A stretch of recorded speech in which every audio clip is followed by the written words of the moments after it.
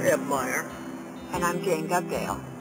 In April of 2011, a number of peace groups attended a Philadelphia workshop led by Joe Comerford of National Priorities Project about military spending and the federal budget.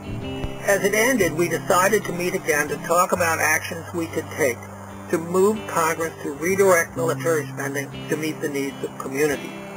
The next month, we held the founding meeting of Delaware Valley New Priorities Network, with about a dozen people present representing labor, peace, teacher, granny, faith, neighborhood, and other groups. The action we agreed to was to draw up a resolution for the Philadelphia City Council, calling on Congress to transfer money wasted on the military to the very real domestic needs of cities like Philadelphia. One of the labor leaders in our new network had worked closely with several council members, and he persuaded one of them to introduce our resolution, which we spent the first few meetings drafting. Another veteran labor leader added information on our city's dire domestic straits, and after a few more meetings and email exchanges, the resolution was ready. In the meantime, we all worked to increase the number of groups in our network, which grew to about 24. Just before tax day of this year, our council sponsor introduced the resolution, and on tax day itself, we gathered about 30 people to demonstrate in support of the resolution outside Philadelphia City Hall. We also sent a joint letter to the media in support of the resolution. It was published in the Philadelphia Daily News. Suddenly we heard that it would be voted on in one of the June meetings just before the end of the session. At least 6 of us attended each of the 3 council meetings in June with our signs and leaflets.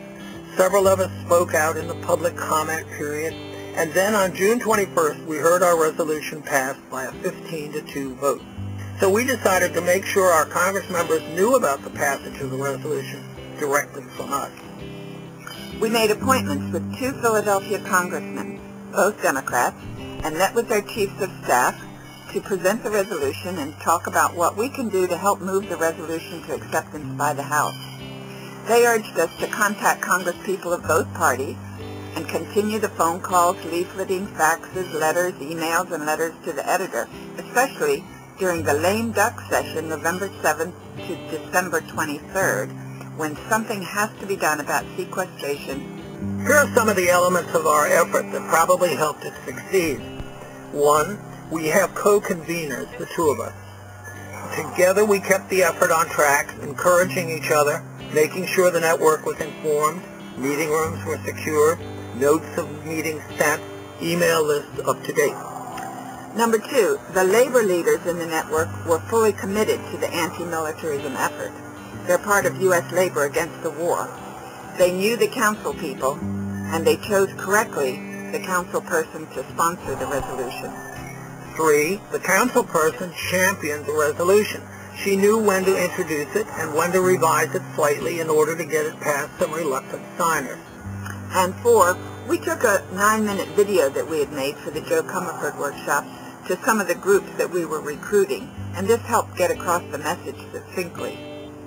We're proud of our resolution and its adoption by the City Council of Philadelphia, the 2nd largest city to adopt such a resolution. We cherish the new relationships we have developed with the groups in our network. We'll meet again to discuss next steps. We've been in contact with folks from other Pennsylvania cities, counties, townships, and boroughs about adopting similar resolutions. We also sent an email on the subject to approximately 2,500 Progressive Democrats of America members in eastern Pennsylvania. Following up on these contacts is perhaps our greatest challenge. We trust that these or other efforts will enable us to keep our new network alive.